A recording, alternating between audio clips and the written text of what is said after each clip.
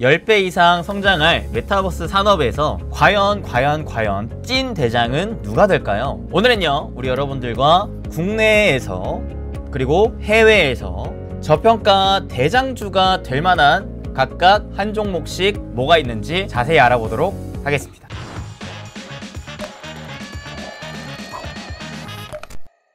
자, 행복 반갑습니다. 여러분들을 위한 여러분들을 위한 부자TV 행복 파트너 수빈쌤입니다.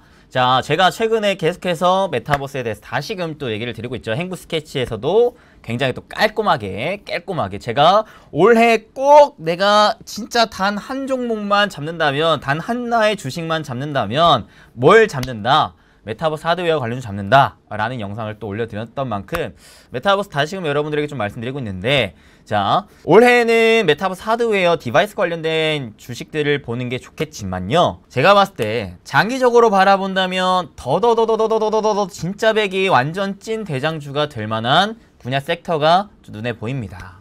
자, 이 분야는 어떤 분야이고, 그리고 거기에 맞는 지금은 저평가인데 앞으로 좀 대장주가 될 만한 끼가 보이는 그런 국내 한 주식, 해외 한 주식 각각 알아보도록 하려고 합니다. 자, 오늘의 주제는 10배 이상 성장할 저평가 메타버스 대장주 탑1 국내 한 종목, 해외 한 종목에 대해서 좀 알아보려고 합니다.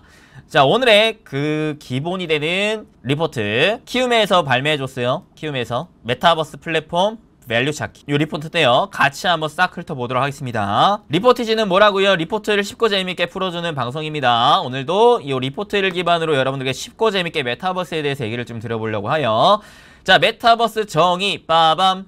여러분들이 알고 있는 메타버스가 뭘까요? 아마 많은 분들이 이렇게 생각하실 거예요. 그냥 요거 기기 끼고 게임하는 거, 요거 기기 끼고 콘서트 보는 거, 기기 끼고 업무하는 거 정도로만 생각을 하실 것 같아요. 그래서 아마 많은 분들이 이게 기존의 게임이랑 이게 뭐가 달라? 기존에 우리가 게임하는 것도 다 가상세계에서 하던 것들 아니야? 야, 이게 왜 굳이 기존에 있던 개념이 메타버스라는 새로운 단어로 정의가 돼야 돼? 이거 뭐야? 우리가 왜 이걸 봐야 돼? 라고 많이들 궁금해 하실 건데, 자, 요거를 아직도 궁금해 하신다면 제가 과거에 했던 메타버스 강의들 한번 쭈르륵 보세요. 정리가 너무 깔끔하게 잘 돼 있으니까요. 자, 오늘 몇 가지 키워드로 좀 다시금 정리를 해보도록 하겠습니다. 세 가지 키워드라고 하는데요. 첫 번째, 자, 영어 필요 없어요. 저 영어 못합니다. 초고화질 시네마틱 영상과 같은 몰입감 있는 컨텐츠를 경험하는 거다.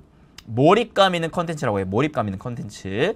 거의 거의 현실과도 같은 몰입감 있는 컨텐츠. 자, 그래서 두 번째, 영어 필요 없어요. 가상세계와 현실세계가 상호 연결되는 거다. 그냥 가상세계가 아니에요. 가상과 현실을 잇는 게 바로 메타버스라고 합니다. 가상과 현실을요. 오케이. 자, 그리고 세 번째는요, 체계화된 경제 시스템의 구축입니다. 경제 시스템까지도 구축이 되어 있어야 돼요.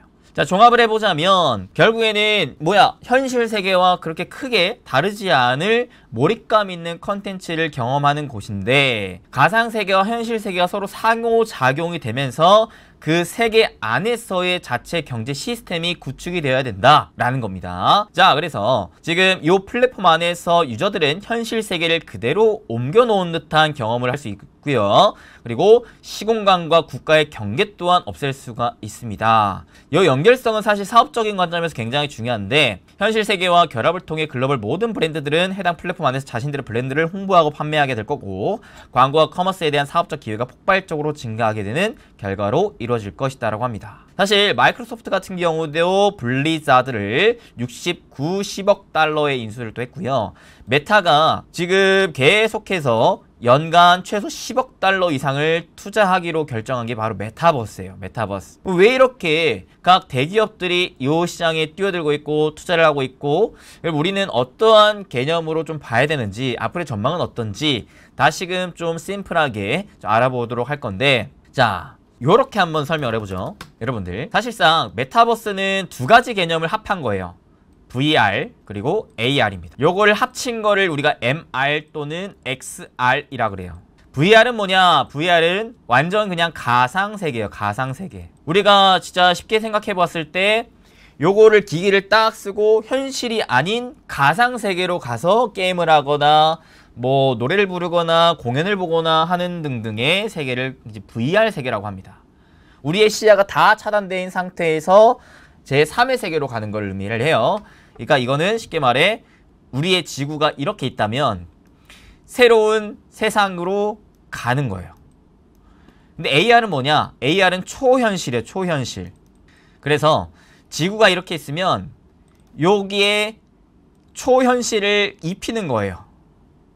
이런 식으로 입히는 거예요. 그래서 제가 예시로 뭘 설명을 해드렸어요. 과거에 여러분들 포켓몬고 해보시면 스마트폰을 갖고 돌아다니는데 현실에는 보이지 않는 포켓몬이 스마트폰을 통해서 보인다라고 그랬죠. 이런 개념. 내가 이 기기를 착용하고 막 돌아다니는데 현실 세계를 돌아다니는데 지구에 있는 것들을 돌아다니는데 거기에 분명히 현실에는 있지 않은 초현실에 대한 컨텐츠들이 내 눈과 오감을 자극시키는 것을 의미를 합니다. 그게 바로 AR. 요거를 통합한 게 바로 뭐다? XR, MR이라고 보시면 돼요. 이거를 이제 우리가 메타버스라고 합니다. 메타버스. 근데 제가 여기에서 뭐가 좀 더 중요하다 그랬어요? AR이 좀 더 중요하다 그랬죠. 왜? 사실 우리가 요거에 대한 사실 근간을 좀 얘기를 해보자면 이게 왜 태어났는가를 여러분들께 설명을 해야 돼요. 자, 지금 현 시대에 돈을 굉장히 많이 벌고 있는 대표적인 기업들이 어떻게 돈을 벌고 있느냐를 알아봐야 되는데 대표적으로 누가 있을까요? 애플, 그 다음에 뭐 마이크로소프트, 그 다음에 구글, 그 다음에 뭐 아마존, 여러분들이 누구나 많이들 알고 계시는 기업들, 이런 애들이 돈을 쓸어담고 있어요. 왜 어떻게 했길래 얘네들이 돈을 쓸어담고 있을까요? 자, 바로 인터넷 때문입니다. 인터넷, 빠밤. 인터넷이라는 새로운 온라인 문화가 탄생했기 때문에 그래요. 기존에는 우리가 어떠한 소비 활동을 하거나 무언가 컨텐츠 활동을 하거나 무언가 할 때 있어서 다 오프라인에서 했어요. 하지만 이런 것들을 다 온라인에서 지금 하고 있다라는 거예요. 점점 더 많은 것들을. 이게 누가 이것들을 앞당겼느냐? 코로나라는 게 앞당겼죠. 사실 코로나 이전 사태 때는 우리가 쇼핑을 하거나 밥을 먹거나 이런 것들을 어느 정도 오프라인에서 많이 했는데 코로나 때문에 집콕 생활 이런 것들이 좀 늘어나면서 온라인에서 쇼핑하고 온라인에서 배달시켜 먹고 그리고 온라인에서 게임하고 온라인에서 친구들과 소통하고 이런 것들이 점점 우리의 삶 속에 녹아들기 시작했다라는 겁니다. 그래서 원래 기본적으로 인터넷 세상, 즉 오프라인에서 온라인으로 가는 속도가 계속해서 방향이 나와주고 있었는데 이게 코로나 때문에 더 빨라졌다라고 얘기를 할 수가 있어요. 자, 그러면서 이런 업체들이 많이 수혜를 보고 있습니다. 왜?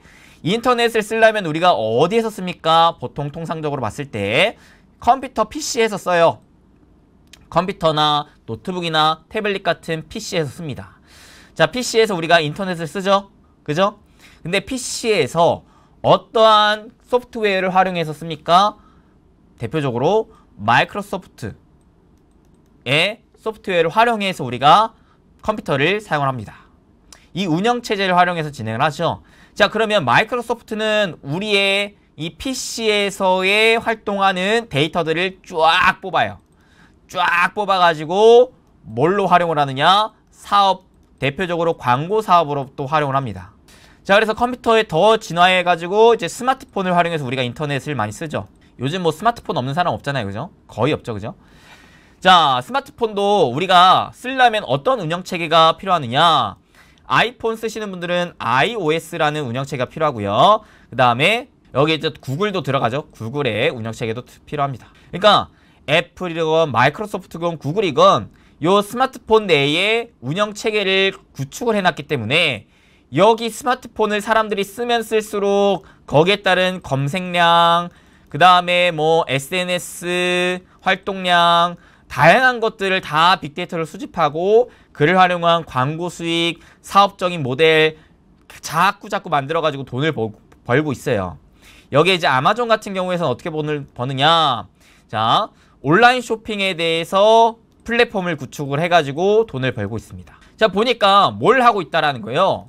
결국 이 기업들이 이 인터넷을 사용하기 위한 디바이스를 만들고 이 디바이스에서 활동하기 위한 운영체제를 만들어서 이 운영체제 안에, 즉 플랫폼이라는 것의 안에 뛰어놀게끔 만들어서 이 플랫폼에 사람들이 얼마나 많이 그리고 얼마나 많은 시간 활동하게끔 만들고 나서 그 다음에 이제 광고라든지 기타 사업을 하느냐, 이게 이제 얼마나 많은 돈을 버느냐, 요게 달려있다라고 우리가 볼 수가 있겠습니다. 근데요, 야, 봤더니 이미 하나의 운영체계를 구축해 놓은 기업들만 자꾸 돈을 벌어요. 특히나 스마트폰을 만든 특히 애플이라든지 구글이라든지 마이크로소프트 같은 기업들이 점점 뭘 하냐면 갑질을 하기 시작합니다. 어떤 식으로? 야, 예를 들어 페이스북이 있어요. 페이스북이 야, 스마트폰에 내가 요 어플을 만들었거든. 요 어플을 좀 쓰게끔 너네가 좀 열어줘. 대신에 우리가 아무래도 요 어플을 쓰는 사람들의 데이터는 수집을 좀 해야 될 것 같아. 그래야 우리도 광고 수익을 벌든 뭘 하든 할 거 아니야. 그래갖고 열어줘서 사업하게끔 만들었네? 근데 애플이 가만 보고 있으니까, 아니 이놈의 새끼들은 어플 하나 만들었다고 해가지고 우리가 피똥 싸가지고 아이폰 팔고 운영체계 만들어가지고 여러 유저들 만들어 놓은 거 데이터를 자꾸 가져가서 지가 돈을 버네? 배가 아파요, 안 아파요? 아파요, 아파, 매우 아파, 많이 아파. 그러니까 야, 이놈의 새끼들아, 너네 이제 우리 소중한 유저들의 빅데이터 가져가지 마! 너네 알아서 해, 이놈의 새끼들아. 규제합니다. 그러다 보니까 이런 업체들 입장에서 어때요? 기존에 돈을 계속해서 잘 벌고 있었는데 갑자기 물음표가 띄어진 거예요. 야, 너네가 우리한테 이래도 돼? 우리 그럼 어떻게 해? 우리 지금 거리에 나앉으라는 거야, 뭐야? 에이, 안 되겠다. 너네 이제 우리 절교야 해가지고 어디로 향해 가느냐? 얘가 이제 자체적으로 만듭니다. 야이씨, 흥칫 뿌시다. 흥칫 뭐야 이거? 이런 말이 왜 나와? 자, 야, 너네 이것이 우리 거 안 써. 야, 내가 봤을 때 앞으로 스마트폰을 대체할 디바이스가 나올 거야. 그게 바로 메타버스 XR 기기가 될 거야. 너네 두고 봐라 하면서 2014년도부터 페이스북이 요 디바이스를 만드는데 어마무시한 자금을 쏟아붓습니다. 쏟아부어요. 야, 너네 두고 봐라. 지금은 많은 사람들이 스마트폰을 쓰고 있지. 앞으로 향후 뭐 5년 10년 뒤에는 많은 사람들이 요거를 쓰면서 우리가 요거에 기기도 만들고 운영체계도 만들고 컨텐츠도 만들어가지고 우리가 그냥 북치고 장구치고 다 해먹을 거야. 너네 그때 우리 거 들어온다고 해봐. 우리가 해주나 마나. 두고 봐 임마 해가지고 지금 이 디바이스 시장의 전체 점유율 70% 이상을 차지하고 있는 상황입니다. 이제 시대적인 흐름이 이렇게 지금 타고 들어가고 있어요. 처음에는 그래서 애플이라든지 뭐 구글이라든지 이런 업체들이 야, 말이나 되는 소리를 해 임마. 뭘 가상세계야 임마. 뭐 영화 그만 봐 이놈 새끼들아 하고 무시하고 있었는데, 얘네가 진짜 막 돈을 벌고 막 하나둘씩 기술력을 막 개발해내서 실제 막 가능하게끔 만드는 거를 보니까 야씨 뭐야 여기 야야야야야 저거 되는 것 같은데 하면서 이제 얘네들도 뒤늦게 부랴부랴 막 그냥 투자하고 있는 겁니다. 왜? 메타버스 기기가 나오면 이제 스마트폰 안 쓸 거거든요. 쓸 이유가 없어요. 이유가. 왜? 나중에는 어떤 시대가 나올 가능성이 높느냐? 열한 안경을 그냥 쓰고만 있으면 돼요. 더 나아가서는 어떻게 렌즈로 여러분들 렌즈로 딱 끼면은 그냥 초현실 메타버스 세계가 쫙 펼쳐지는 거야. 그러면은 야, 보다가 야, 요거 이쁘네, 요거 이뻐 보이네 하면은 요거 그냥 내가 바로 구매하기 클릭해가지고 살 수 있고, 그러면 바로 우리 집으로 택배 오겠죠. 그리고 이제 보다가 야, 씨, 요 건물은 무슨 건물일까? 뭐 알고 싶어. 그럼 딱 클릭 한 번에 바로 건물 정보 나오고. 요걸로 이제 쉽게 설명을 해볼게요. 밑에 이제 그림이 나오는데, 쇼핑도 마찬가지. 기존에는 막 마트 백화점 가면은 아우 다리가 뭐 이렇게 아파. 그냥 내가 원하는 상품이 어디 있는지도 찾기도 힘들고 가격 비교도 하나하나 다 봐야 되고 막 2+1 뭔 이건 1+1 아우 뭐 머리 아파. 뭘 사야 될지 머리가 아파. 그냥 쇼핑 한 번만 하고 나면 그냥 기진맥진해. 그냥 요리도 못하게 해서 그냥 너무 힘들어. 근데 나중에는 어떻게 된다? 그냥 뭐 이거는 이제 AR이죠. AR 초현실. 내가 기기를 착용하고 내가 원하는 상품 딱 그냥 클릭만 하면은 그 길을 안내해준다. 근데 이런 것도 사실 필요 없어요. 그냥 온라인상으로 다 끝낼 수도 있습니다. 효율성이 그냥 극대화된다라는 거죠. 그러니 기업들이 요거를 투자를 하겠어요? 안 하겠어요? 하겠죠. 그리고 지금은 사실 이런 것들이 아직까지는 많은 기술적인 결함 때문에 사람들이 수요가 많지가 않아요. 근데 스마트폰도 마찬가지였거든요. 스마트폰도. 자, 생각해보세요. 스마트폰을 처음에 많은 사람들이 썼을까요? 아니요. 많이 안 썼어요. 왜? 너무나 무겁고 이거는 뭐 해봤자 뭐 전파되는 곳에서만 전화가 되고 너무 불편한 거야. 너무 불편해. 또 비싼 것도 왜 이렇게 비싸? 근데 이런 것들이 점차 기술 발달으로 인해서 야, 얼마나 가볍고 얼마나 많은 것들을 이 스마트폰으로 할 수가 있고, 여러분들 상상이나 했겠습니까? 우리가 지갑을 안 들고 다닐 수 있다라는 거를. 카카오페이, 삼성페이 상상이나 해보셨어요? 그런 것들이 지금 현실이 됐잖아요. 그죠? 비트코인 가상화폐 여러분 상상이나 해보셨습니까? 그게 실제로 되고 있잖아요. 우리가 상상을 했던 그 모든 것들이 지금 점차 우리가 생각했던 것보다 더 빨리 현실에 들어오고 있다는 거예요. 쇼핑도 마찬가지예요. 여러분들 쇼핑할 때, 특히 옷 살 때 가장 큰 문제가 뭐예요? 내가 온라인 쇼핑을 하려면 야, 저 모델이 입어서 이쁜 것 같은데 내가 입을 땐 어떠한 핏이 나올지 나는 가늠이 안 돼요. 그러다 보니까 어떻게 해요? 일단 시켜보고 입어보고 에이 제기랄 이번에도 망쳤네 하고 환불하고 반품해야 될 거 아니에요. 이런 거 안 해도 된다고. 메타버스 시대가 나오면 나라는 사람의 이 딱 신체적인 라인을 구축한 아바타에 내가 보고 싶은 옷을 그대로 입힐 수가 있어요. 그러면 360도 내가 딱 보고 야, 좀 잘 어울리네? 바로 구매하기 할 수가 있다는 거죠. 얼마나 효율적인 소비활동 쇼핑이 가능하나라는 거예요. 이러면은 기업 입장에서도 좋아요. 사실 왜? 기존에는 소비자들이 이러한 망설임 때문에 쇼핑을 잘 안 했더라면 맞춤형 상품을 쫙쫙쫙쫙쫙 내주면서, 특히나 지금은 AI 시대이기 때문에 빅데이터를 수집해서 활용하는 시대예요. 그잖아요. 유튜브 여러분들이 보시더라도 아실 겁니다. 내가 평소에 보던 영상들을 쫙 데이터 뽑아가지고 그와 비슷한 영상들을 알아서 그냥 나한테 소개를 해줘요. 내가 굳이 관련 영상을 찾아볼 필요도 없어. 심지어 중간에 나오는 광고 역시 마찬가지로 내가 평소에 보던, 내가 평소에 쇼핑하던 그런 나의 관심사, 나의 취향에 맞춰서 광고가 들어와줘요.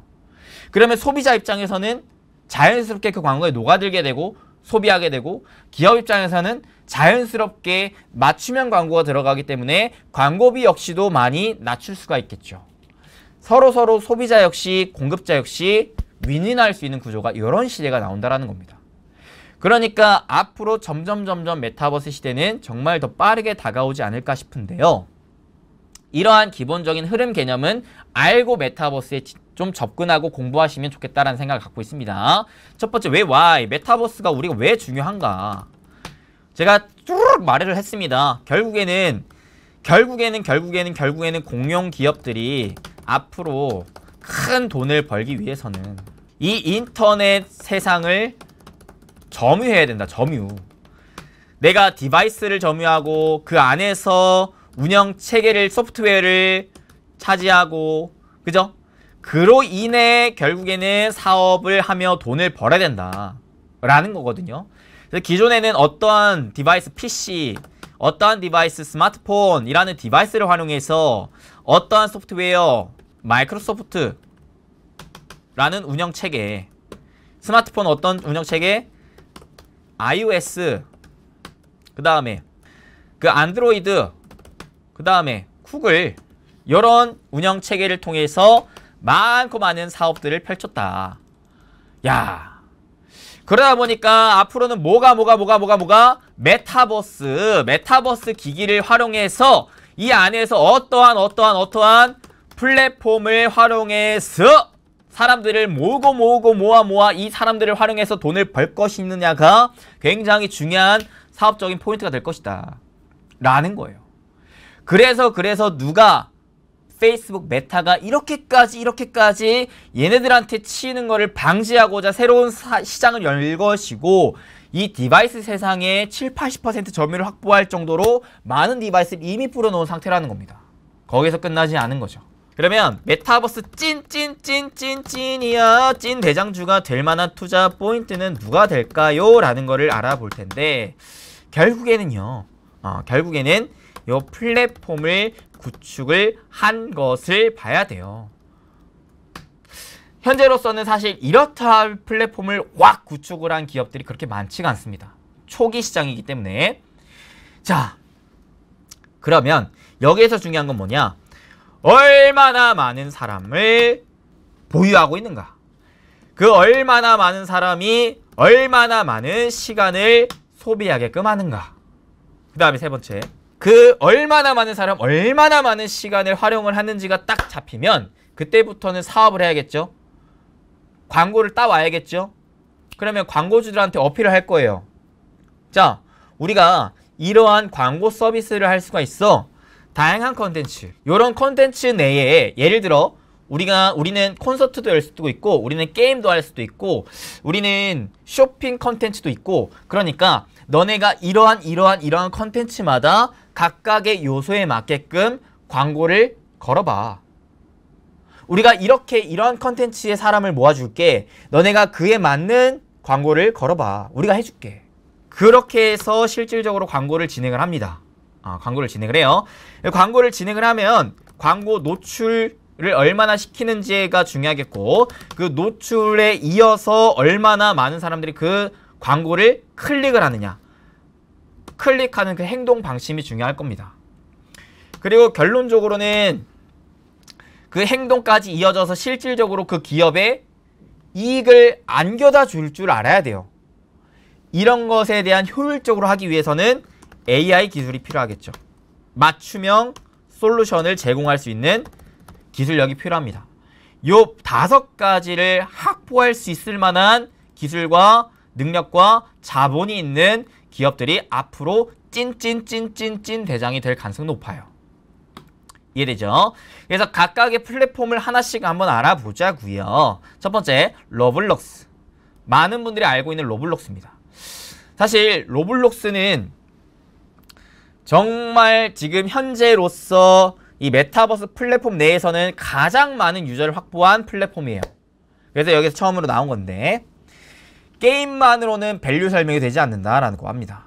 26년까지 게임 사업 기준으로 지속 성장을 가정해도 계속 손실이 지속되는 구조예요. 하지만 광고를 여기다가 붙이면 이야기가 달라진다고 하죠. 사실 제가 메타버스 강의를 하면서 해외 대장주 탑5를 꼽아 드렸었는데 그 중에 하나가 로블록스였기도 했어요. 근데 그때 말씀드렸던 투자 포인트는 뭐였냐면, 로블록스가 아직까지는 광고를 붙이고 있지는 않는다.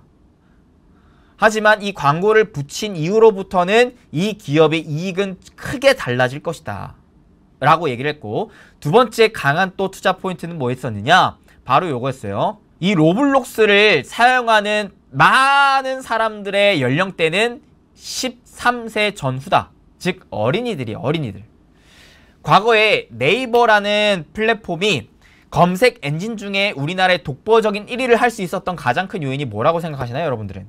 제가 생각하는 것은 주니버라고 생각을 해요. 주니버, 주니어 네이버, 지식인 서비스, 이런 것들을 활용해서 젊은이들이, 즉 아이들이 이 플랫폼에 자연스럽게 녹아들게끔 하고 이 플랫폼에 계속해서 뛰어놀게끔 만들어준 다음에 그 아이들이 나중에 커서 성인이 됐을 때, 즉 실질적인 소비 계층이 됐을 때 본격적으로 사업을 해서 우리의 그 유저들을 활용한 돈을 버는 큰 그림을 그린 거죠. 그러니까 로블록스도 좀 비슷합니다. 지금은 많은 젊은 진짜 아이들이 이런 것들을 하고 있어요. 초등학생부터 중학생까지. 근데 얘네가 지금 돈이 어디 있습니까? 그러니까 당장의 로블록스는 돈 벌 생각이 크지 않아요. 먼 미래를 보는 거죠. 얘네가 10년 뒤, 딱 10년 기다려보자. 지금 10살인 애가 20살이 된다면 분명히 얘는 소비할 수 있어. 그때 우리가 돈을 번다. 현질을 하던 뭘 하든, 광고를 붙이든, 쇼핑을 하든 뭘 하든 걔네들을 활용해서 우리가 나중에 큰 돈을 벌 테야 라는 구상을 한 거죠. 그래서 그러한 강점을 갖고 있습니다. 그래서 당장에는 재미가 없어요. 왜? 당장에 얘네는 돈 벌 생각이 없기 때문에. 하지만 5년 뒤, 10년 뒤에는 재밌어질 수가 있어요. 일단은 일평균 사용시간이 무려 150분이에요. 150분. 여러분들 하루 중에 로블록스를 사용하는 시간이 150분. 2시간 반! 어마무시하지 않아요? 과거 페이스북이 초창기 때 일평균 사용했던 시간 40분에 비해서 4배나 높아요. 엄청난 시간입니다. 아까 얼마나 많은 사람을 얼마나 많은 시간 동안 머무르게 하는지가 1차적으로 중요하다고 그랬는데 이거를 충족을 시킨 거예요. 그리고 이 메타버스 플랫폼 출연은 인터넷 비즈니스 근간을 변화시킬 사안이기 때문에 광고의 성장성과 파괴력은 소셜 대비 훨씬 클 것으로 판단한다는 거죠. 이게 무슨 말이냐면 생각을 해보세요, 여러분들. 지금 우리가 광고를 보는 거는 끽해봤자 영상이에요. 이미지 내지 영상입니다. 2D라는 거죠. 그러면 담을 수 있을 만한 것들이 제한적이에요. 하지만 메타버스 시대가 오면 3D로 노출시킬 수가 있습니다. 그래서 예를 들어 내가 나이키예요. 나이키인데 기존에 내가 나이키인데 뭐 유튜브에 광고를 붙이고 싶어. 그러면은 기깔난 영상을 만들어야 돼. 하지만 로블록스라는 곳에서 내가 광고를 할 수만 있다면 뭘 하면 될까요? 캐릭터에 그냥 나이키 옷 입히고 신발 입히고 하면 끝나요. 야, 이렇게 이뻐? 실질적으로 직접적으로 보여줄 수가 있잖아. 실질적으로 보여줄 수가 있잖아요. 그게 다른 겁니다. 효율이 극대화될 수 있다는 거예요. 이해되죠? 그러니까 자연스럽게 쇼핑의 행위를 이끌어낼 확률이 높아질 것이고 그만큼 광고 단가는 세질 수 있다는 것을 의미를 합니다. 자, 보세요. 로블록스는 작년 4분기 기준 13세 이상 사용시간 비중이 50% 정도를 상회하고 있어요. 굉장히 이거는 긍정적인 포인트입니다. 왜냐하면 기존엔 13세 이하가 주로 많이 사용을 했었어요. 보시면 보세요. 13세 이상 분기별 19년도까지만 하더라도 5% 정도밖에 안 됐어요. 다 그냥 8살, 9살, 10살 이런 애들 그냥 아무것도 모르는 애들이 썼던 거였는데 점점 그 애들이 나이를 먹은 것도 있고 신규 유입하는 컨텐츠들을 계획해서 내준 것도 있어서 지금 13세 이상이 25% 정도 수준으로 올라왔습니다. 긍정적인 포인트죠. 그러니까 이게 점점 높아질수록 아무래도 이 유저에 대한 소비 활동에 대한 퍼센티지가 높아지겠고 그로 인한 광고 단가도 높아질 것입니다. 그러니까 미래가 밝은 기업 중에 하나라는 거를 의미를 합니다. 근데 물론 아직까지는 단기적으로는 이러한 상태이기 때문에 단기적으로는 많이 힘들죠. 그러니까 이러한 기업들은 우리가 단기적으로 보지 말고 장기적으로 볼 필요가 있겠다. 근데 로블록스의 단점이 요거예요. 그러니까 많은 사람과 많은 시간을 활용하는 것까지는 좋아. 근데 컨텐츠가 좀 미흡해요. 일단 이 아바타의 퀄리티가 굉장히 낮아요. 요런 애들입니다. 누가 봐도 그냥 캐릭터처럼 생겼어요. 그죠? 누가 봐도 그냥 3D 캐릭터 마냥 생겼습니다. 현실성이 없다라는 거예요. 그래서 앞으로 보다 더 특히나 성인들을 잡으려면 애들은 그렇게까지 이게 중요하지 않아요. 애들은 우리가 막 그냥 같이 뛰어놀고 특히나 좀 이렇게 영한 캐릭터가 오히려 좋겠지만 성인들은 진짜 얼마나 현실과 가깝느냐, 초현실적이느냐가 중요한 것이기 때문에 앞으로 로블록스가 그런 것에 대해서 발전을 해나가야 되는 부분은 필요하다라는 거고요. 그 다음 두 번째, 에픽게임즈라는 기업이 있어요. 에픽게임즈. 자, 에픽게임즈는요.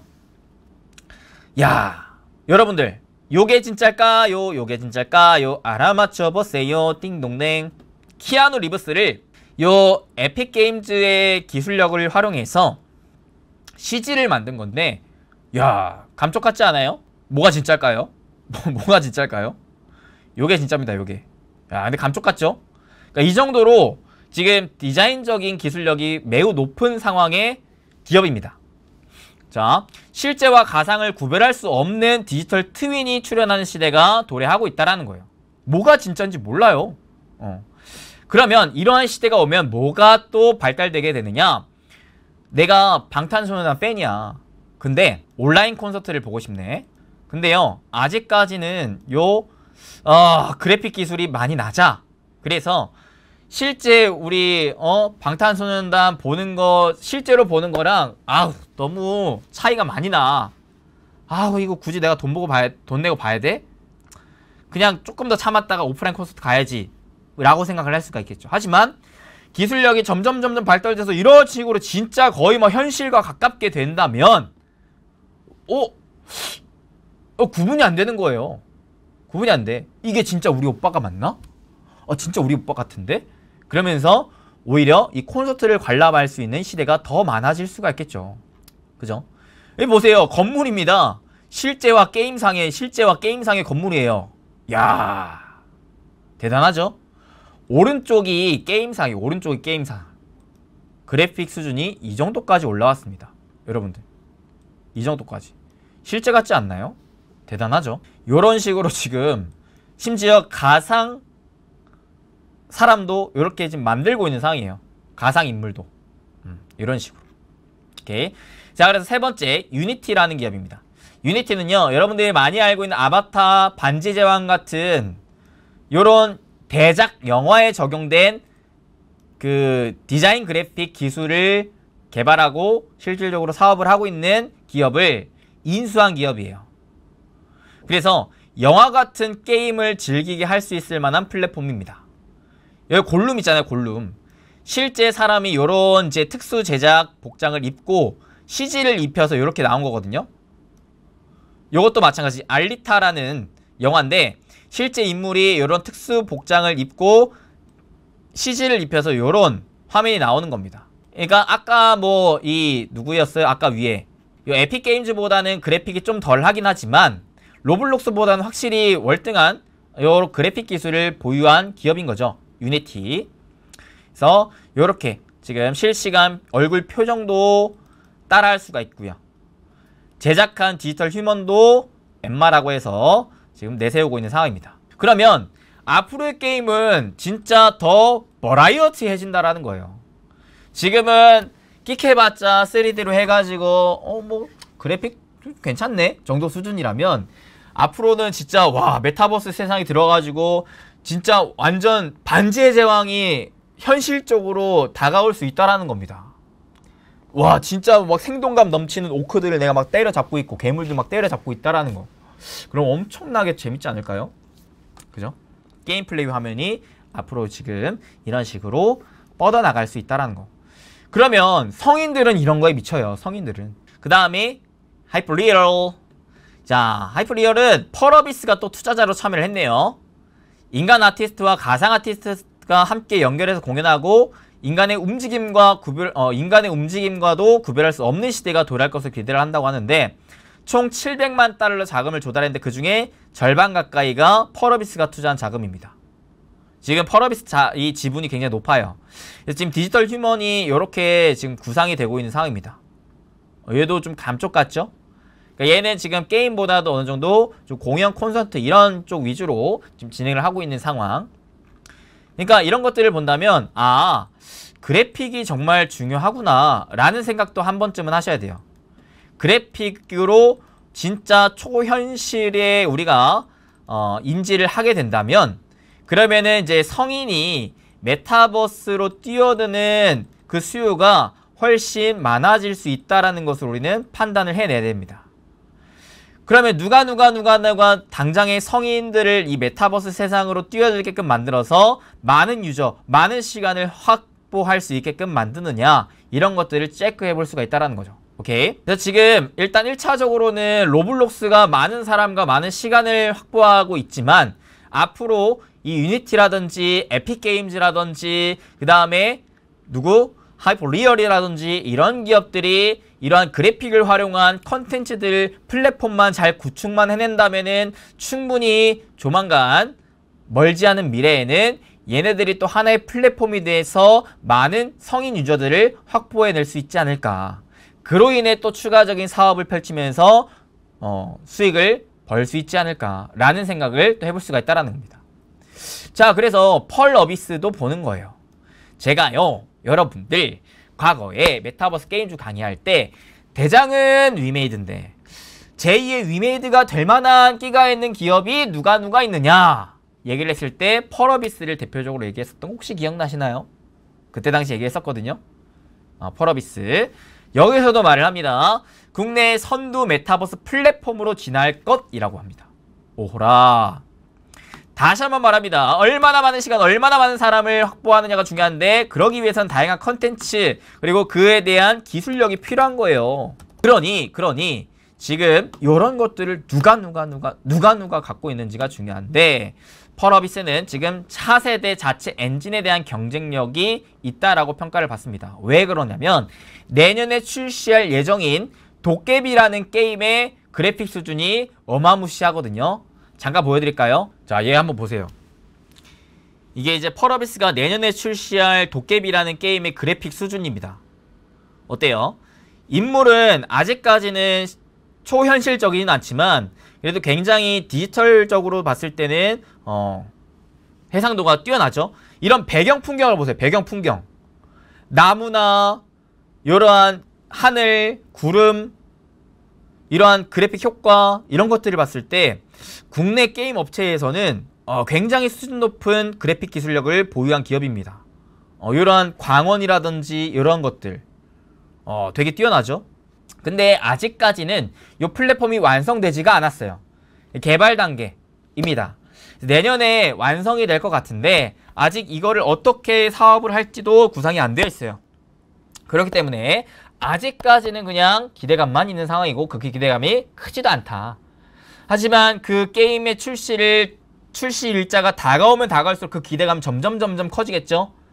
그리고 그게 만약에 게임이 대박이 나가지고 여기에 많은 유저가 모인다면 그때부터는 초대박이 나올 수가 있겠죠. 그러니까 일단 관심을 좀 가져보자라는 겁니다. 왜? 기술력이 충분하니까. 자, 그래서 메타버스 플랫폼 구축 시에 반드시 협력해야 될 수많은 미디어 엔터 회사들도 결국에는 퀄리티가 가장 높은 솔루션 업체와 협력을 하게 될 가능성이 높아요. 생각해보세요, 여러분들. 내가 나이키야, 내가 샤넬이고, 내가 루이비통이고, 내가 구찌야. 자, 내 신상을 광고를 해야 돼. 광고를 할 건데, 얘네 그래픽은 내 실물을 제대로 담지를 못해. 얘네랑 계약을 할까요? 그래픽이 높은 수준의 플랫폼을 갖춘 기업과 광고 계약을 맺을 가능성이 높겠죠. 그리고 그 많은 유저들 역시 마찬가지 그러한 높은 그래픽 기술력을 갖춘 게임들을 할 가능성이 높다라고 합니다. 생각해보세요. 지금은 이러한 게임 자체가 많지 않기 때문에 그래픽이 뭐건 상관이 없어요. 하지만 점점 이 판이 커져가면 커져갈수록 사람들은 보다도 고기술, 고성능, 고화질의 재미도 재미지만 이러한 디자인 측면에 대한 게임들도 많이 찾아 나설 가능성이 높습니다. 그러면 이러한 게임사들은 실질적으로 게임 사업 외에도 플랫폼적인 개념으로 커져가면서 부가적인 사업 모델들까지 구축을 해서 많은 돈을 벌 수 있을 만한 가능성이 높다라는 겁니다. 이해되죠? 자, 그리고 이미 요 도깨비의 광고, 아까 제가 보여드렸던 영상들 이런 것들이 지금 유저들로부터 굉장히 좋은 평가를 받고 있어요. 굉장히 좋은 평가. 그러니까 펄어비스는 지금 게임성도 갖고 있고 기획력도 갖고 있고 사업적인 관점까지도 갖고 있다라고 합니다. 이게 메타버스 플랫폼을 출시를 한다면 그때부터 파바박 기대감이 더해질 가능성이 높겠죠. 오케이. 근데 올해는 아직까지는 기대감 크진 않아요. 올해는 검은 사막 모바일 중국 출시 및 붉은 사막 등 주력 게임 출시에 리소스가 집중이 되면서 메타버스 사업과 관련된 구체적인 성과는 나오지 못할 수 있어요. 하지만 내년에는 요 메타버스 플랫폼 구축과 도깨비 출시가 맞물리면서 사업적인 성과를 시장에 보여줄 것을 기대할 수 있다. 그러니까 올해는 검은 사막 모바일이랑 붉은 사막 요 게임이 얼마나 잘 팔리는지가 중요한 건데 내년부터는 메타버스 사업이 주가에 영향을 미칠 수가 있다는 거. 오케이. 그래서 첫 번째 메타버스 산업은 빅트렌드로서 중장기 사업 가치가 매우 크고 플랫폼 구축을 위한 기술적 경쟁력을 갖춘 업체 중심으로 시장이 재편될 가능성이 높다.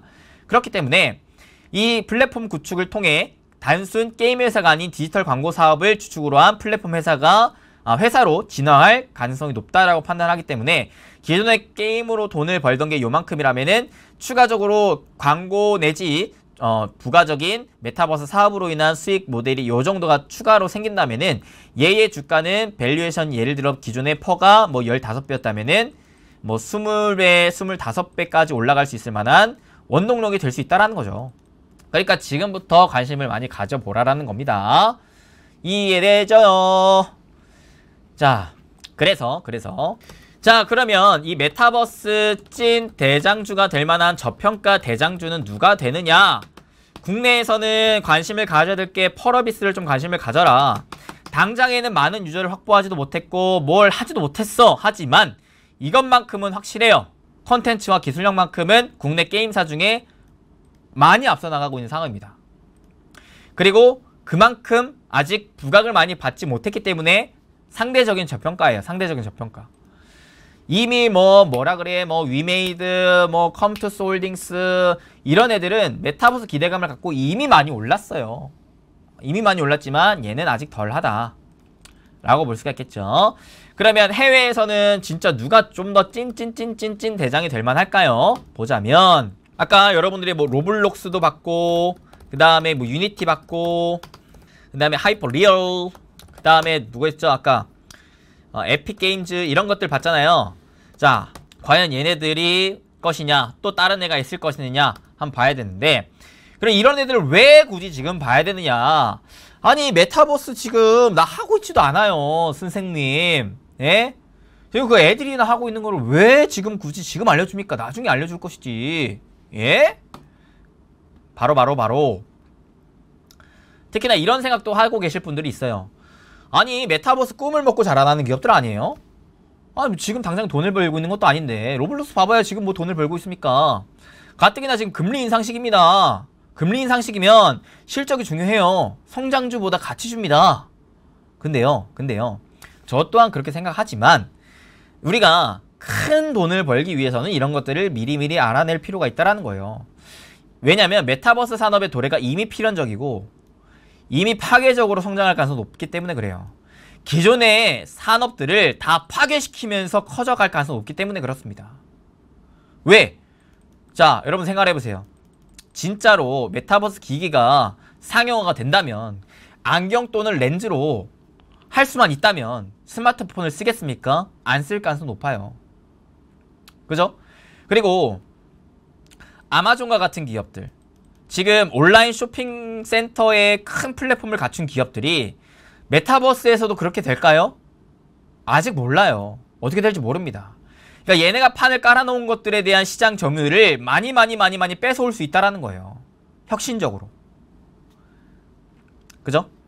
이 디지털화가 결국에는 종착점이 될 게 메타버스라는 것에 가능성이 높다는 겁니다. 자, 그래서 실제로 올해부터 가치주가 전체 시장 지수보다 높은 상승률을 보여주고 있어요. 근데 그럼에도 불구하고 이런 애들을 보자라고 하는 거는 장기적인 방향성을 한번 보자라는 겁니다. 오케이. 그래서 기존의 PC에서 스마트폰의 혁신이 나왔던 거 이후로 메타버스 기기 혁신이 나올 가능성이 높기 때문에 여기에 우리가 주목을 해보자. 요 기기를 누가 많이 팔 것이고 요 기기를 판매함에 따라 누가 많은 막대한 플랫폼을 구축을 할 것이느냐. 이 플랫폼 내에 많은 유저와 많은 시간을 확보할 수 있게끔 만들어서 여기에 부가적인 따라오는 사업을 할 것이느냐를 보자라는 거예요. 그래서 결국에는 찐 대장이 될 만한 애는 플랫폼이다. 유저에게 이런 다양한 컨텐츠들을 제공을 해주면, 그죠? 어떻게? 유저는 그 자기들의 빅데이터를 플랫폼사에게 제공을 해주고, 그러면 이 빅데이터를 활용해가지고 광고주에게 야, 우리가 이러한 DB들이 있는데 너네가 어떻게 광고를 할래? 광고 기회를 줄게. 그러면은 광고주는 여기에 광고를 맡기고 돈을 줍니다. 그리고 디바이스 소프트웨어 기업들은 이 플랫폼을 어찌됐든 활용을 해야 되기 때문에 여기에 어플을 만들거나 협업 구조를 구축을 하겠죠. 그러면 플랫폼사는 자연스럽게 그 기업들과의 또 유통할 수 있는 기회조차 열 수가 있습니다. 그러니까 돌고 돌아 결국 플랫폼사가 돈을 버는 구조가 나올 수 있다는 거예요. 지금 당장에는 잘 안 보이지만, 지금 당장에는 돈을 못 벌고 있지만 향후 5년 10년 뒤에는 얘가 엄청난 돈을 벌 수 있다는 가능성을 배제하지 마시라 이겁니다. 지금부터 공부를 하라 이거예요. 제가 도와드릴 테니까. 자, 그래서 근데 이렇게나 유망한데 왜 지금 당장에 이렇다 할 플랫폼이 없느냐. 지금 많은 사람들이 하고 있는 오피스, 미디어 소비, 쇼핑, 여가활동 이런 것들을 굳이 메타버스에서 대체할 필요가 없기 때문에. 왜? 그만한 기술력이 없기 때문에. 기존의 로블록스라든지 마인크래프트, 제페토와 같은 플랫폼들이 성장을 하려면 자연스럽게 게임 외에 실질적인 유저들이 원하는 컨텐츠들을 다양하게 제공할 줄 알아야 돼요. 그리고 무엇보다 이 헤드셋이 너무 무겁고 비싸요. 아직까지도 가벼워졌다 해도 500g이에요. 500g. 계속해서 장기간 착용하려면 부담스럽다라는 거예요. 안경 정도의 못해도 스마트폰 정도의 그램수는 나와줘야 되죠. 그죠? 그래서 현실 세계의 서비스를 대체하며 단순히 인기 있는 게임 이상의 성장을 보이려면 일단 무게가 가벼워져야 되고 고해상도의 디스플레이로 편의성이 실제 세계만큼 혁신적으로 향상이 되어야 된다. 그래서 제가 단기적으로 우선 보라고 한 게 바로 디바이스인 겁니다. 왜? 얘가 1차적으로 상용화가 돼야 사람들은 플랫폼으로 모일 것이기 때문에. 그래서 1차적으로 올해는 디바이스를 보는 게 맞아요. 근데 얘를 배제하고 생각을 하지 마셔라. 모아가는 건 얘가 좋을 수 있다. 향후 5년 10년 내가 큰 수익을 보자면. 자, 그래서 지금 가장 많이 팔리는 메타버스 헤드셋 메타 오큘러스 퀘스트 2 500g이고 가격은 $300 정도 수준이에요. 사실 그렇게까지 비싸진 않아. 하지만 아직까지는 다양한 컨텐츠가 없기도 하고 요 시야가 다 차단되는 부분이 또 있기 때문에 좀 불편하죠. 아무래도 상용화가 되기는 어려워요. 그래서 AR 기기를 누가 빨리빨리 만드느냐가 중요해요. AR 기기를 누가 정말 높은 기술력으로 보다 싸게 보다 가볍게 만드느냐가 중요합니다. 그래서 애플과 마이크로소프트와 그 다음에 메타와 그 다음에 삼성과 그다음에 구글, 소니 이런 것들을 계속해서 보라 그랬죠. 누가 앞서 나가는지 아직까진 몰라요. 하지만 그 앞서 나가는 애들을 우리는 파악해 볼 필요가 있습니다. 자, 그러면 궁극적으로 결론적으로 어떠한 기업이 찐 대장이 될 가능성이 높느냐, 그 5가지 기준에 대해서 한번 보자. 일단 현재 메타버스 산업 밸류체인 테이블인데 요렇게럼 지금 많은 기업들이 있습니다. 요렇게럼 있어요. 자, 현재 주가, 시총, 주가 다양하게 정리를 해놓는 거니까 요거를 또 캡처하실 분들은 한번 캡처를 하세요. 찰칵. 자, 그럼 넘어갑니다. 첫 번째, 일단 싸야죠. 싸야지. 주식의 기초는 싼 놈을 사서 비싸게 팔아라. 싼 놈을 잡아야 됩니다. 자, 그렇지 않아도 지금 금리 상승 인상 시기예요. 이럴 때는 꿈만 먹고 많이 자랑나란 이런 애들은 무너질 가능성이 높죠. 그죠? 실제로 최근에 성장 ETF보다 가치 ETF의 흐름이 좋아요. 그래서 싸야 돼. 일단 싸야 돼. 첫 번째. 자, 요 기준. 우리가 찐 대장주를 여기다 하나 더 해야겠다. 요게 진짜 찐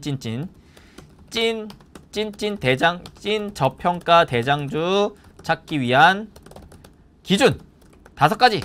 첫 번째, 저평가 싸야 된다. 두 번째, 파괴적인 성장성. 그냥 성장성도 아니야. 파괴적이어야 돼. 파괴적인 성장성. 지금 많은 소비를 하는 오피스, 미디어 소비, 쇼핑, 다양한 여가활동, 친목활동 이런 것들을 할 수 있게끔 만드는 것이 필요하다. 오케이? 그래서 수많은 데이터를 확보하고 저장하고 AI를 개발한 플랫폼 기업을 우리가 메타버스 기업이라고 정의할 필요가 있기 때문에 그 파괴적인 성장성의 가능성이 보여야 된다. 세 번째, 자체 데이터 센터 보유를 해야 된다. 자, 세 번째, 자체 데이터 센터를 보유를 해야 된다. 무슨 말이에요? 자, 말했죠? 아니, 많은 사람이 많은 시간을 쓰면 뭐하냐? 그 사람들이 활동하는 그 빅데이터를 내가 수집할 능력이 없으면 광고를 붙일 수가 없어요. 붙일 수가 없어. 말짱 도루묵이야. 그죠? 데이터 센터에 그 많은 사람들의 활동 반경, 행동 반경, 검색량 이런 것들을 다 수집을 해야 돼요. 빅데이터로. 오케이. 근데 자체 데이터 센터가 누가 있대요? 메타가 있대요. 어머나 세상에. 메타가 있대요. 다른 스냅이라든지 트위터 같은 애들은 데이터 센터가 없대요. 그래서 기존 온라인 플랫폼 대비 데이터 발생 및 필요 컴퓨팅량이 천문학적으로 높을 것이에요. 왜? 메타버스가 그만큼 데이터량이 많을 것이기 때문에 자체 데이터 확보 역량이 정말 중요한 경쟁력이 될 수가 있어요. 그래서 보면 영업이익률 메타가 굉장히 좋아요. 인터넷 기업 수익성 비교를 해봤을 때. 자, 네 번째 AI 기술력입니다. 많고 많은 빅데이터가 있으면 뭐해? 이거를 활용할 줄 알아야지. 활용해서 맞춤형 광고를 뿌려줄 줄을 알아야지. 오케이? 그래서 여기도 다시 나와요. 얼마나 많은 이용자를 모아둘 수가 있느냐, 많은 광고를 노출시킬 수가 있느냐, 그를 행동으로 어떻게 이끌어낼 수가 있겠고, 원하는 결과를 이끌어내서 예산이 합리적인가까지 도출을 해내야 그게 진짜 와, 이 기업 진짜 광고 잘한다, 그러니까 광고를 잘한다 라고 하는 기업에 많은 기업이 광고를 맡길 수가 있겠죠. 이를 하기 위한 조건은 AI 기술력이 밑받침이 돼야 됩니다. 꼭 내가 필요한 소비자에게 맞춤형 광고를 보내주는 기술, 요게 필요해요. 네 번째, AI 기술력. 자, 그 다음 마지막 5번째, 메타버스 외 사업에서의 확고한 경쟁력. 이게 뭔 말이냐면, 메타버스는 아직 사실상 메타버스로 돈을 벌기에는 시간이 많이 필요해요. 그때까지 이 기업이 그래도 먹고 살 만큼의 돈은 벌어야 될 거 아니에요. 그죠? 최소한 기업이 부도나지는 않아야 될 거 아니야. 그잖아요. 현재 시점에서 메타버스 산업이 아니더라도 확실한 경제적인 해자를 구축을 하고 있어야 이렇게 꾸준하게 버텨주던 기업이 메타버스 사업이 실질적으로 진행을 하면서부터는 이렇게 올라갈 수가 있으니 이런 것들까지는 파악을 해보자. 오케이. 그래서 마지막 5번째, 메타버스 외에 자체 기존 사업에서의 탄탄함, 이런 거 5개는 봐야 된다. 근데요, 이 5가지를 모두 충족하는 기업이 하나가 있대요. 뭘까요? 메타입니다. 야, 진짜 이거를 공개해야 되나 말아야 되나 고민을 많이 했어요. 물론 사실 제가 해외 글로벌 탑5 대장주 말을 할 때 메타를 또 꼽기도 했었죠. 5개 모두 충족합니다. 저렴해요. 그리고 VR 헤드셋 점유율 7, 80%예요. 자체 데이터 센터 있어요. AI 기술력도 확고해요. 그리고 기존 광고 시장에서도 돈 잘 벌고 있어요. 자, 그 다음에 관심 가져야 될 거는 또 뭐가 있느냐? 마이크로소프트가 있습니다. 마이크로소프트. 왜? 얘가 AR 기기 시장에서 점유율 1위에요. AR 기기에서 점유율 1위. 그리고 워낙에 또 자체적인 오피스 소프트웨어 이러한 기술을 갖고 있죠. 이미 많은 점유율을 갖고 있죠. 근데 이게 장점이 될 수도 있고 단점이 될 수도 있는 게 뭐냐면, 기존에 자기가 PC 그 다음에 모바일 산업에서 구축을 해놨었던 시장을 메타버스로 그대로 이어가야 돼요. 그러니까 자기 캐파를 줄이면서 얘를 높여야 돼요. 이게 좀 애매하죠? 그죠? 좀 애매해요. 그래서 이런 것들이 어느 정도는 좀 밸류에 측정이 되어 있기 때문에 좀 비싸요. 싸진 않습니다, 상대적으로. 그래서 일단 관심 기업. 두 번째, 로블록스. 로블록스는 처음에도 말씀드렸다시피 일단은 시간이 좀 필요합니다. 어린 연령대에 높은 인기이기 때문에 그래요. 얘네가 성인이 된다면, 성인이 돼서도 여기 안에서 많은 시간을 보낸다면 그때는 로블록스가 상상 그 이상이 될 수도 있을 것 같아요. 오케이. 자, 근데 물론 단기적으로는 팬더믹 정상화와 성인용 컨텐츠 부족으로 실적 상승률 둔화가 불가피하긴 합니다. 단기적으로는 좀 힘들다. 하지만 내가 장기적으로 봤을 때 이 어린애들이 나중에 커서 소비활동을 할 것이다 라는 이 꿈을 정말 내가 간직하고 싶다면 이런 애들 모아가도 돼요. 차라리 여러분들 얘는 자녀 선물해 주세요. 자녀가 혹시라도 메타버스 게임을 하고 있다면 이러면서 경제 교육 시키는 거예요. 알겠죠? 알겠죠? 그래서 결론은 국내에서는 좀 펄어비스를 관심 있게 볼 필요가 있겠고, 해외에서는 메타를 관심 있게 볼 필요가 있겠는데, 자, 각각의 또 최근에 나온 리포트를 조금 더 세부적으로 파고 들어볼게요. 펄어비스. 일단은 단기적으로는 뭘 봐야 되느냐? 검은 사막 모바일 중국을 봐야 된다. 신작 모멘텀이 제일 중요해요. 게임에서는 올해 4월 말에 론칭이 예상이 됩니다. 그리고 그렇기 때문에 슬슬 관심을 가질 수는 있어요. 올해 중국 시장 론칭 예정 모바일 게임 신작 중에 기대순위 1위입니다. 검은 사막 모바일. 예, 최근에 또 판호도 받았죠. 그죠? 그래서 올해 펄어비스의 주요 신작 론칭 일자 정리인데, 검은 사막 모바일 얘가 올해 2분기에 4월 말 유력합니다. 요거 기대감 하나 있고요. 그 다음에 자, 붉은 사막 글로벌도 있습니다. 얘는 4분기 정도, 올해 4분기 한 12월 초중순 가정이 되어 있어요. 요것도 기대감 하나 있고요. 그 다음에 가장 큰 거 요거 도깨비 요거 별표. 예. 요거 내년에 유력합니다. 내년에 요거부터 해가지고 메타버스 기대감 빵 커질 수가 있겠죠. 체크. 그냥 하나의 표로 정리를 해보자면 요렇게 보시면 되겠다. 올해 2, 3, 4분기 신작 예정되어 있고 내년 도깨비 신작까지 있기 때문에 슬슬 내년까지는 그래도 관심 있게 볼만한 기업이 아닌가 좀 싶은 생각. 그 다음에 메타 플랫폼즈 한번 볼게요. 메타버스 플랫폼 기업이 될 수 있는 두 가지 이유. 첫째, 애플과 구글이 지배하는 현재 인터넷 세상에서 벗어나기 위해 메타버스에 대해 가장 절박하게 준비를 했다. 이미 14년도부터 준비를 하기 시작했어요.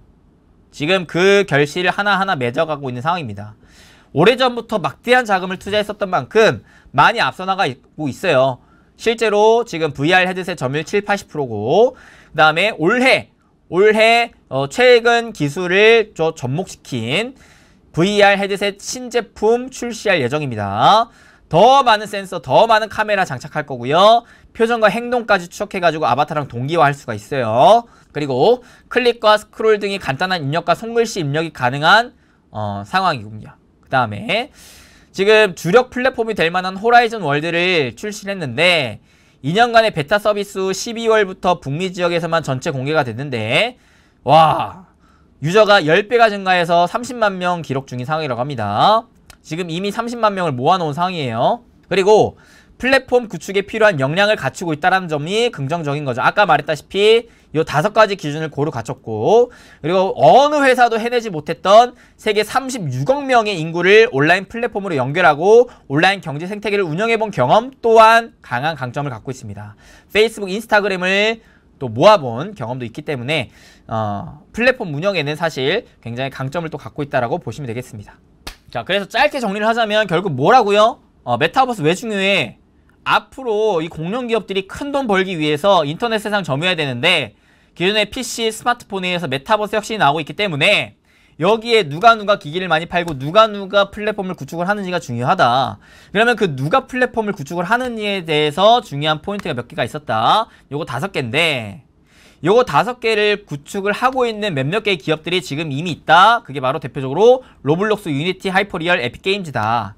근데 얘네들은 어느 정도 주가에 좀 반영이 되어 있는 부분이었기 때문에 아직 조금은 비교적 소외되고 차기 찐 저평가 대장주가 될 만한 조건을 고루 갖춘 애는 누가 있었느냐? 메타가 있었고 국내에는 펄업이스 일단 관심 있게 볼 필요가 있었다 라는 것까지가 오늘의 핵심입니다.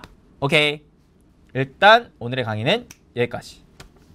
화면 전환해주세요. 오늘도 메타버스의 진심인 수빈쌤이 다시금 메타버스에 대해서 좀 말씀드렸습니다. 여러분들이 듣고 나서 납득이 되고 이해가 되고 한다면 투자에 좀 도움 활용을 하시면 되는 거고 그게 나는 아무리 봐도 아니야 하면은 그냥 무시하셔도 됩니다. 왜? 세상에는 투자할 게 너무나 많으니까요.